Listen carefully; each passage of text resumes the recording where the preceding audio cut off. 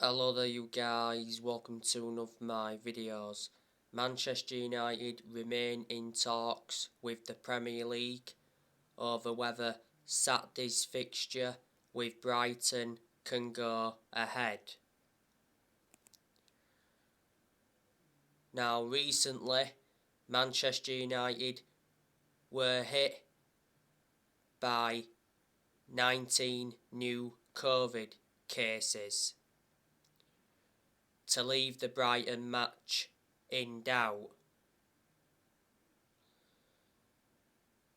Now yesterday, Manchester United's first team players returned to training as the Carrington training ground reopened. Revert back to Monday, Manchester United shut their Carrington training ground due to COVID, and Manchester United's game against Brentford got postponed. I hope this game against Brighton can go ahead. Brighton played Wolves yesterday. Brighton lost 1-0. But despite that, I think Brighton have enjoyed a good season to their standards.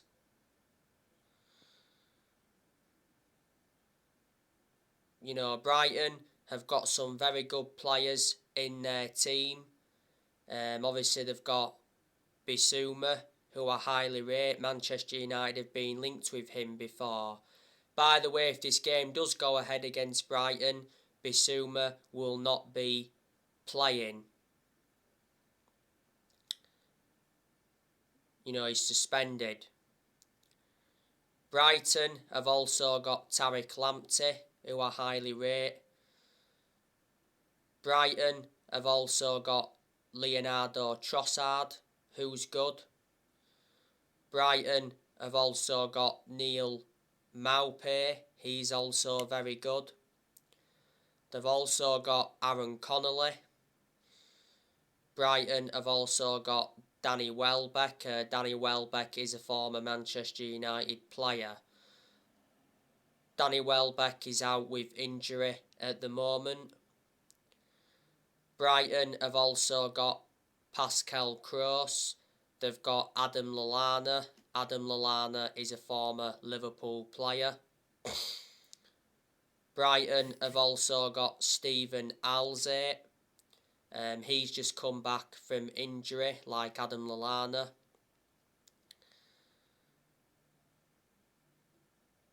Brighton have also got Lewis Dunk. Lewis Dunk is a very good centre-half. Lewis Dunk's out with injury at the moment. Brighton have also got Adam Webster. He's out with injury at the moment. Brighton have also got Solly March. Sarmin Tentu. They've got him. He's out with injury at the moment. Brighton have also got Daniel Byrne. They've got Shane Duffy as well. Shane Duffy didn't play for Brighton yesterday because he was suspended.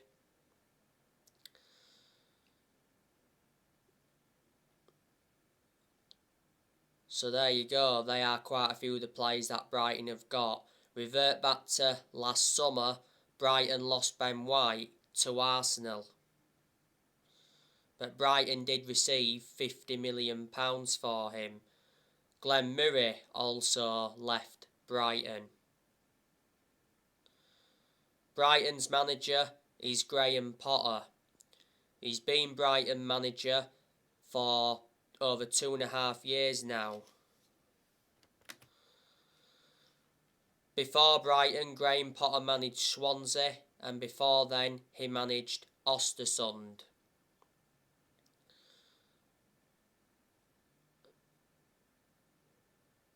Manchester United beat Brighton last season at Old Trafford 2-1. If this game was to go ahead against Brighton and Manchester United were to win, that will be 4 wins in a row in the Premier League. Manchester United won their last league game against Norwich 1-0. Cristiano Ronaldo scored the winner from the penalty spot. Ronaldo won the penalty as he was brought down by Max Aarons.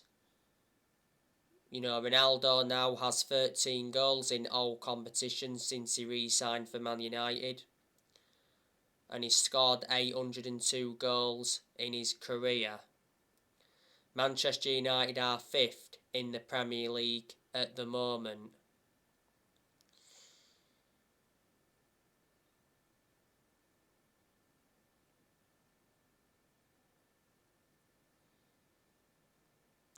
Manchester United have got injuries.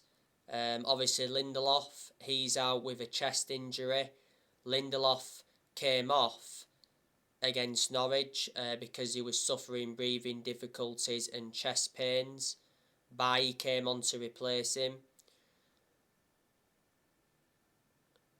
Lindelof's okay though, I heard. Well, Ralph Rangnick said he's okay. And Wan-Bissaka is out with injury. He came off injured in the 1-1 draw against Young Boys. Raphael Varane, yes, he's been out with a hamstring injury, but if the game against Brighton goes ahead at the weekend, then Varane could make his return, which is good news from a Man United perspective. Edison Cavani's also been out with injury. He's very close to returning. Paul Pogba, he's still out with a thigh injury. Pogba's out for the rest of the year, but I'm hearing that Pogba is stepping up his recovery. Martial, he picked up an injury not so long ago. So they're the injuries Manchester United have got. Matic, he's been out with a cold, and Juan Mata is out with illness.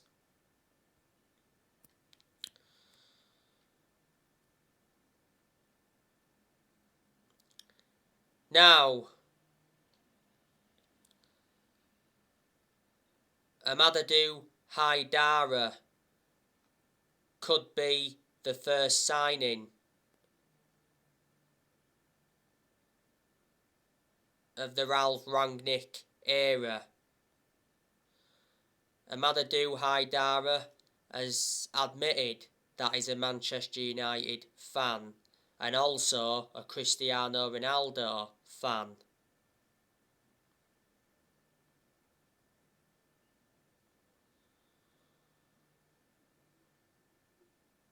Amadou Haidara has a £33 million release clause. Obviously Rangnick knows the player well because Rangnick used to manage RB Leipzig. So yeah, there is a very good chance that he'll be our first signing in January. There's quite a few players Man United are interested in. Man United are interested in Antonio Rudiger from Chelsea. Rangnick has a good relationship with Rudiger's agent and brother, so that's beneficial. The other day, Rudiger rejected a contract extension offer from Chelsea, and Sky Sports News did mention that Man United entered the race to sign Antonio Rudiger.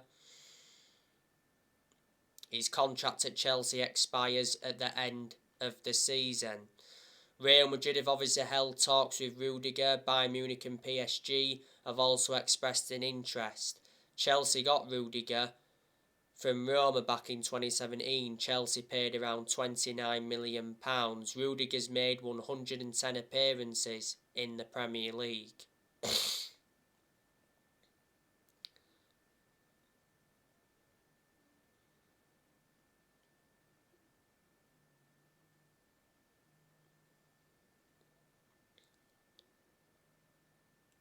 Jude Bellingham, Man United have also been interested in him. Calvin Phillips, he's also been mentioned.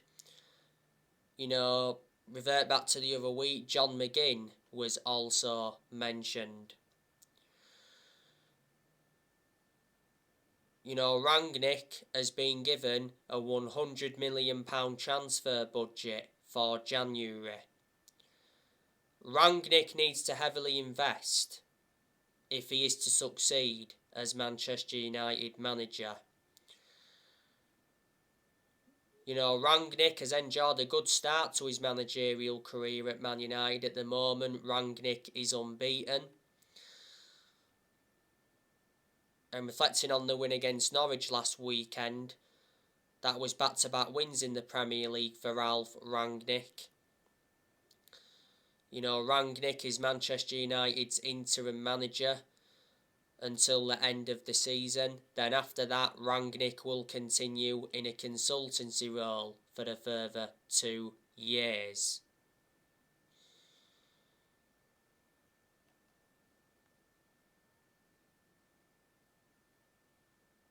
If Rangnick does well as the interim manager, there's a chance that he'll get the Man United job on a permanent basis. Before Manchester United, he was the head of sports and development at Lokomotiv Moscow. Rangnick is planning a big clear-out next year. Players are going to depart Manchester United next year.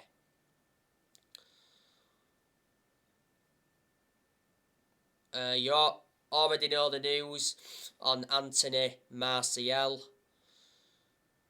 Revert back to last Friday.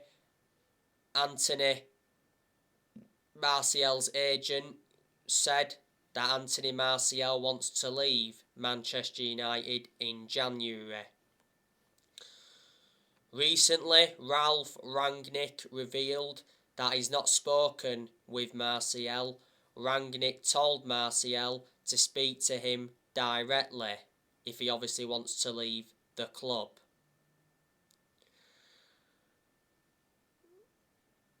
Martial is demanding more game time. He's not getting enough game time at Manchester United. He's only started, 2 games in the league this season. Martial has only enjoyed 1 good season at Man United, I'd say, and that was his debut season under Louis van Gaal.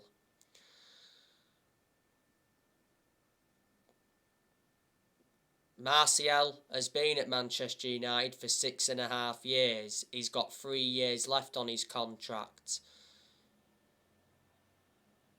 Martial scored 79 goals in 268 appearances in all competitions.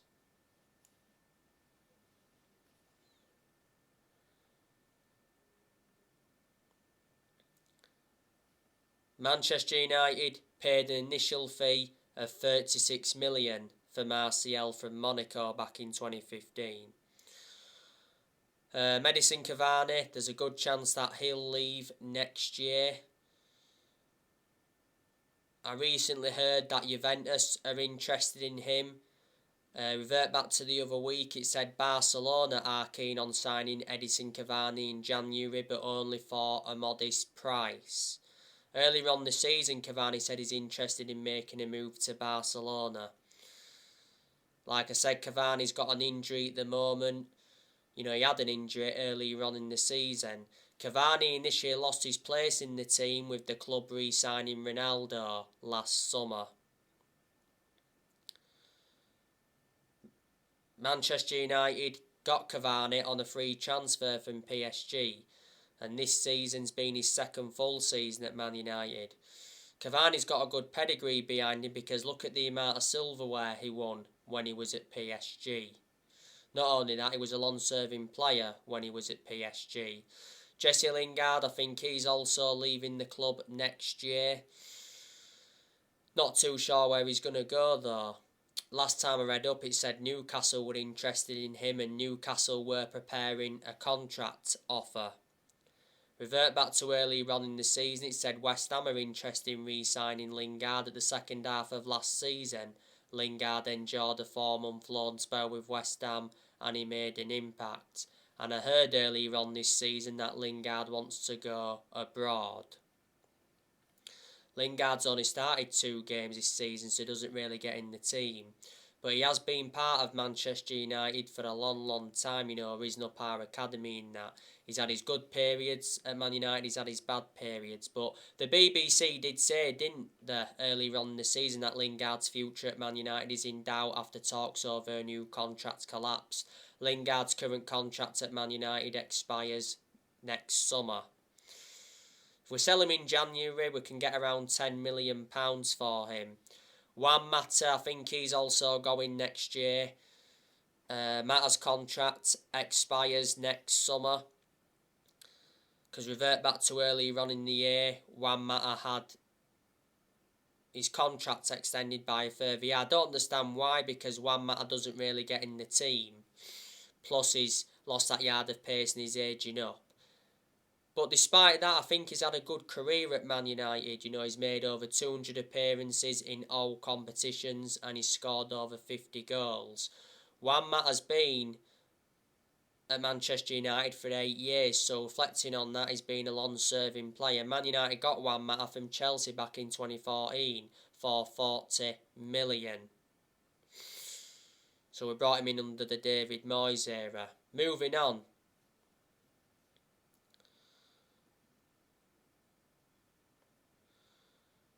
Donny van der Beek, there's a good chance that he'll leave in January because Van der Beek is not getting enough starts at Manchester United. I said the only way we can persuade Van der Beek to stay, and that's if he gets the opportunities he's been demanding under Ralf Rangnick. Because revert back to Solskjaer, Van der Beek got nowhere near enough opportunities, and reflecting on that, Van der Beek was very frustrated.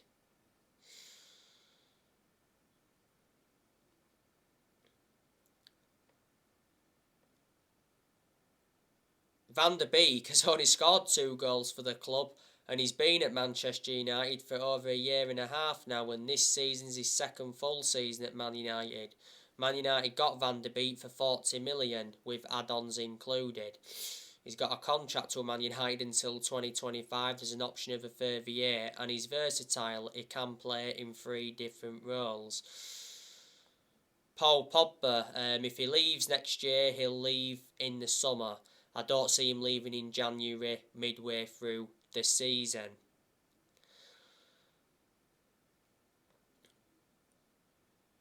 Rangnick has already said that he will not try to convince Paul Pogba to stay at Man United if he wants to go.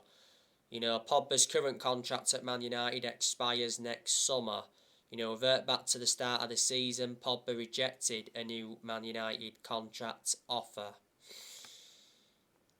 Pogba's been a big miss for Man United. He's been out with this thigh injury now for quite some time. Revert back towards the start of the season when he was fit, he was in scintillating form. He's got 7 assists so far in the league this season. Revert back towards the end of last season, Pogba produced good performances, but at one point last season, Pogba was out with a thigh injury for a while and he sustained some ankle injuries at Man United. Paul Pogba's had a long-running transfer saga. He's been relentlessly linked with Real Madrid. His former club Juventus have been in for him. He did endure 4 good years at Juventus before he rejoined Man United. PSG, Barcelona and Inter Milan have been in for him before. And Mino Raiola, who's Pogba's agent, he's been working hard now for quite some time to get his client to move away from the football club. This season is Pogba's 6th season at Man United since he rejoined. He's won 3 trophies at the club so far, and Man United paid 89 million for Pogba, so reflecting on that, is our most expensive signing at the moment. We had Pogba when he was a lot younger under the Ferguson era, but had to let him go due to limited appearances.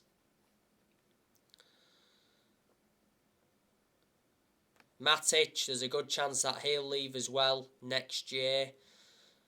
I think Tellez and Dalot could be leaving next year. I think Jones and Bailly are leaving next year. And Dean Henderson has confirmed that he wants a loan move away from Man United. Henderson doesn't really get in goal now because revert back to last summer, De Gea reclaimed the number 1 spot back. Henderson's only made 2 appearances this season. Revert back to earlier on in the season though, Henderson had COVID, didn't he? But towards the end of last season, Henderson got the number 1 jersey, and he did well in a lot of the games he was in goal for last season. And Amad Diallo, there's a good chance that he'll be going out on loan next year. So there you go. I can assure at the end of the season that Manchester United will get a permanent manager. Now, like I've said, if Rangnick does well as the interim, there's a good chance he'll get the job on a permanent basis. You know, Erik Ten Hag, he's been linked with a permanent role at Man United. Revert back to earlier on in the season, it said Erik Ten Hag is said to be interested in the Man United job in the summer, and Ajax will not stand in his way if he wants to leave at the end of the season. Now, revert back to the other week, Edwin van der Sar spoke about Man United's interest in Erik Ten Hag, and Edwin van der Sar believes Erik Ten Hag could leave Ajax in the summer. Revert back to the other week, Roberto Mancini was also mentioned as well. Revert back to earlier on the season, Brendan Rodgers was mentioned. But I initially disregarded Brendan Rodgers because Rodgers earlier on the season dismissed links to the Man United job. You know, Rodgers came out and said, "I'm proud to be at Leicester." At one point he said he was house hunting in Cheshire, and that stirred some suggestions up. And yeah, it did say when that came out that Rodgers is the favourite to replace Solskjaer, and obviously Pochettino has been mentioned. You know, Manchester United have sacked 4 permanent managers since Ferguson retired. So Manchester United sacked David Moyes after 10 months. Then Manchester United sacked Louis van Gaal after 2 years, despite Man United winning the FA Cup under Louis van Gaal.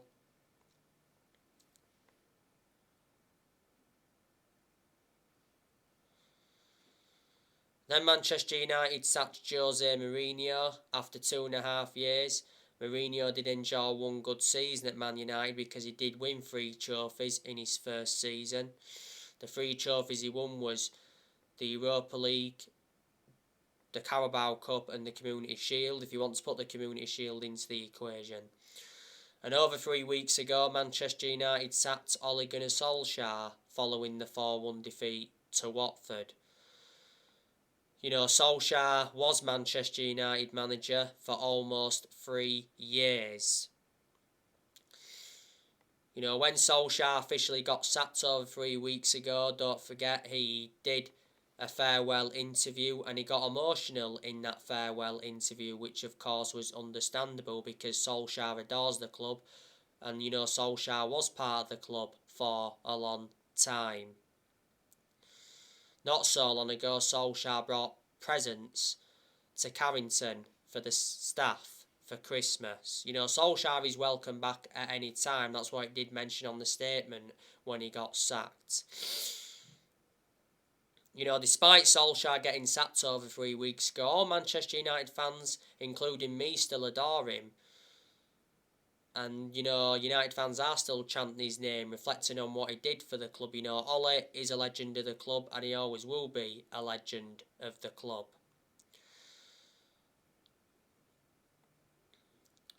But Manchester United made the right decision sacking Solskjaer. I don't think they really wanted to sack him, but they was left with no choice in the end but to sack him. You know, Manchester United did pay Solskjaer around $7.5 million to sack him because, revert back to last summer, he signed a 3-year contract with an option of a further year, and Manchester United certainly made a mistake giving him that contract because we knew for a long time that he wasn't the long-term manager for Man United. You know, revert back to the last few months of Solskjaer's managerial tenure. You know, the performances were terrible and the results were terrible to go with the performances. And it was obvious the players weren't playing for Solskjaer then. But reflecting on the poor performances and results, you know, not all the blame stemmed from Solskjaer. He was accountable for certain things because his tactics and his team selections were questioned a lot, but there was also players that had to take responsibility for those poor performances as well. Solskjaer has no proven pedigree as a manager. You know, the clubs he's managed in his managerial career, obviously managed Manchester United's reserve team, managed Cardiff. His record at Cardiff was abysmal. He got sacked from Cardiff because he got them relegated. You know, Solskjaer managed Mulder. He enjoyed 2 spells with Mulder, won a few Norwegian titles with them. And of course, he managed Manchester United's senior squad. You know, Solskjaer had a proven pedigree when he was a player for Man United because he won a lot of trophies as a player. And his most iconic moment as a player was when he scored the winning goal at the Nou Camp in the Champions League final back in 1999, because Solskjaer won the club the treble, and that is the club's greatest achievement. You know, Solskjaer did get appointed in as the interim manager back in December 2018. Obviously, he was the interim manager for 3 months. He did well as the interim manager, so the club decided to give him the job on a permanent basis back in March 2019.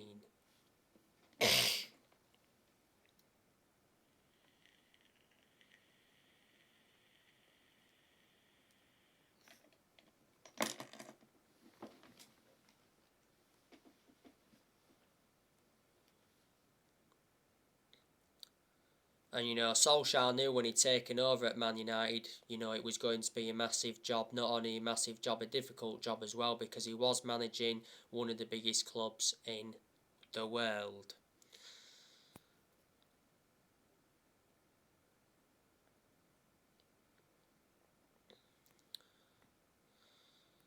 When Solskjaer was Manchester United manager, he did sign 14 players, didn't he? And Manchester United spent over £400 million under Solskjaer. Solskjaer, when he was United manager, also got rid of a lot of players. He loaned players out, and he got rid of a lot of players permanently. In his first full season, got us to 3 semi-finals and got us a 3rd place finish. Then obviously in his second full season, got us to the Carabao Cup semi-final, the FA Cup quarter-final and the Europa League final. That was his first major final when he was United manager, but unfortunately he didn't win it. Last season, got us a 2nd place finish, and when Man United had Solskjaer, Man United went 29 games unbeaten away from home in the Premier League. I also like the way Solskjaer developed the youth when he was United manager. But revert back to the start of the season, you know, when Solskjaer was United manager. I did mention that this season was always going to be massive for Solskjaer, because I said he had big expectations to exceed, and quite clearly the expectations were far too high for him to exceed at Man United. And plus the pressure was on him anyway, because revert back to last summer, Manchester United enjoyed a very good transfer window. Manchester United made 4 signings, and 3 of the 4 signings were major signings. Man United spent around 141 million last summer. And plus, when Solskjaer was United manager last summer, he received very good backing from the board. You know, the Glazers backed him, Ed Woodward backed him, our director of football, John Murtaugh, backed him, and Darren Fletcher backed him.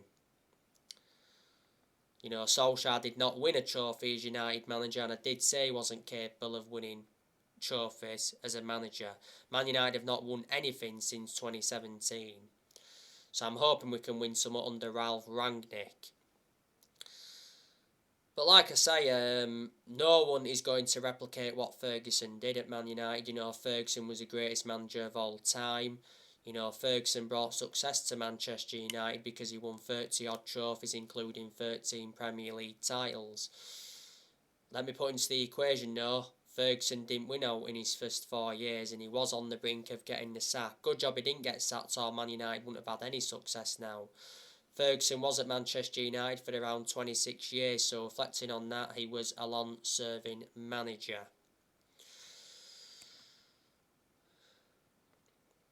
So there you go. Anyway, on my next video, I'll be giving you an update on Erling Haaland. Drop your comments, likes below on the channel if you do. Consider subscribe as always, and take care. God bless. See you all again very soon.